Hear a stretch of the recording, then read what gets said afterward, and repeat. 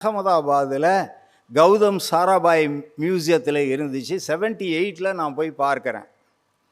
எனக்கு முன்னாடி Douglas farad அப்படிங்கிற ஒரு ஐக்னோகிராஃபிஸ்ட், அவன் அதை தன்னுடைய புத்தகத்தில் ஃபோட்டோ எடுத்து போட்டிருக்கான்.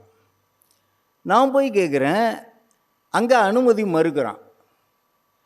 நான் ஒரு இந்தியன் சிட்டிசன், இது இந்தியாவுக்குள்ளார தானே இருக்குது, ஒரு ஃபாரினருக்கு நீ பெர்மிஷன் கொடுத்துருக்க, எனக்கு கொடுக்கறதுக்கு என்னன்னா கேமராவில் ஃபோட்டோ எடுப்பேன், இது என்னோட ராஜா, எங்கள் ராஜா, எங்கள் ராணி, நான் எடுக்கிறதுல உனக்கு என்னதான்? இல்லை, நீ எடுக்கக்கூடாது. On what purpose? உடனே கேட்குறான். ஏன்னா திருட்டு பொருள்னு தெரியுது.